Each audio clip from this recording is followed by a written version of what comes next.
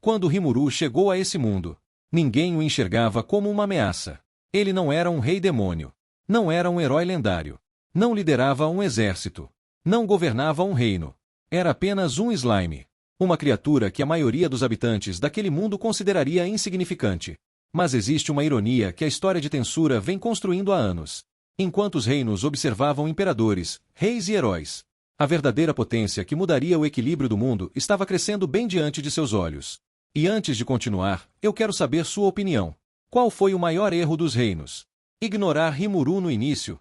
Subestimar Tempesten? Ou perceber tarde demais o que ele estava construindo? Porque quando analisamos a Light Novel, fica claro que a maioria dos governantes nunca entendeu quem Rimuru realmente era. E esse erro ficou cada vez mais caro. Tudo começou de forma simples. No início, Tempesten parecia apenas mais uma pequena comunidade de monstros. Algo sem importância para as grandes potências. Os reis estavam ocupados demais observando outros problemas. Guerras.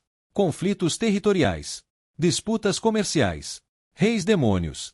Nenhum deles imaginava que aquele pequeno assentamento se tornaria uma das nações mais influentes da história. Mas existe um detalhe importante. Rimuru nunca construiu Tempesten como os outros governantes construíam seus países. A maioria das nações crescia através de conquista, dominação, exploração. Tempesten cresceu através de cooperação. E isso criou uma vantagem que poucos perceberam. Enquanto outros reinos acumulavam inimigos, Rimuru acumulava aliados. Anões, Lizarmen, Goblins, Ogres, Kijin, Bestiais, Anjos Caídos, Mercadores, Aventureiros. Raças que normalmente jamais trabalhariam juntas.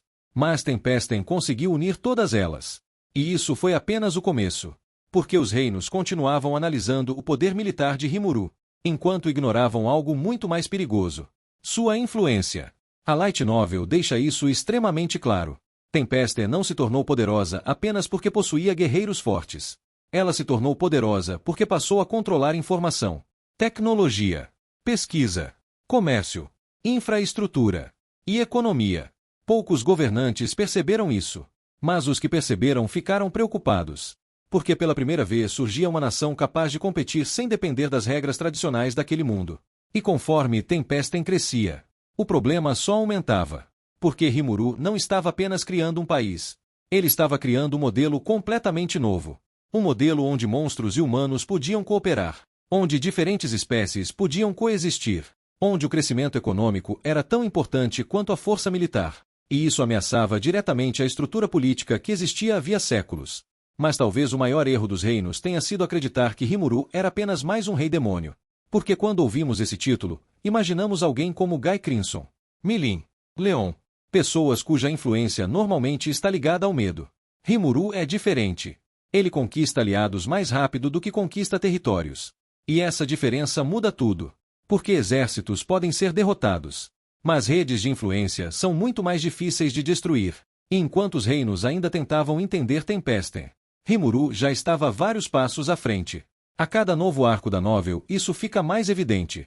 A Federação Jura Tempesten começa a estabelecer relações diplomáticas. Participa de negociações internacionais. Atrai especialistas de diversos países. Cria projetos que outras nações não conseguem reproduzir. E lentamente passa de potência regional para potência global. Mas existe outro detalhe que muitos fãs ignoram. Os verdadeiros aliados de Rimuru não são apenas seus subordinados. São algumas das figuras mais perigosas do mundo.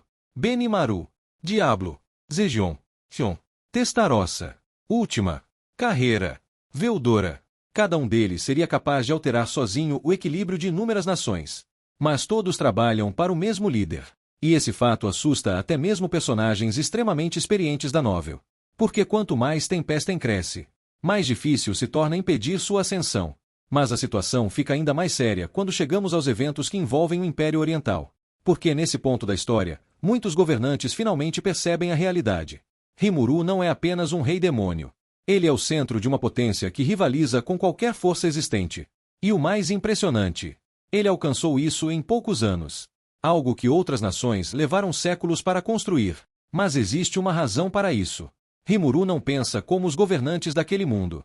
Enquanto eles enxergam fronteiras, ele enxerga oportunidades. Enquanto eles enxergam rivais, ele enxerga parceiros. Enquanto eles protegem sistemas antigos, Ele cria sistemas novos.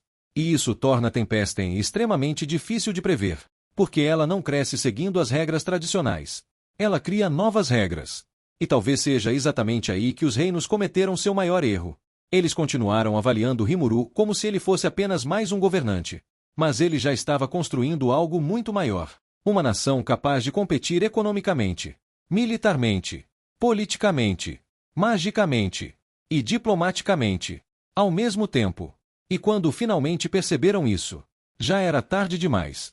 Porque Tempestem já havia deixado de ser uma promessa. Já havia deixado de ser uma ameaça futura. Já havia deixado de ser apenas uma curiosidade. Ela já era uma superpotência. E talvez essa seja a maior lição da história de Rimuru. Os reinos acreditavam que estavam observando um slime. Mas estavam observando o nascimento de uma das maiores forças que aquele mundo já conheceu.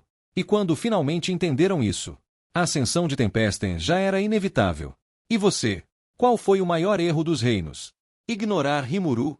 Subestimar Tempestem? Ou perceber tarde demais que estavam assistindo ao surgimento de uma nova potência mundial? Deixe sua opinião nos comentários.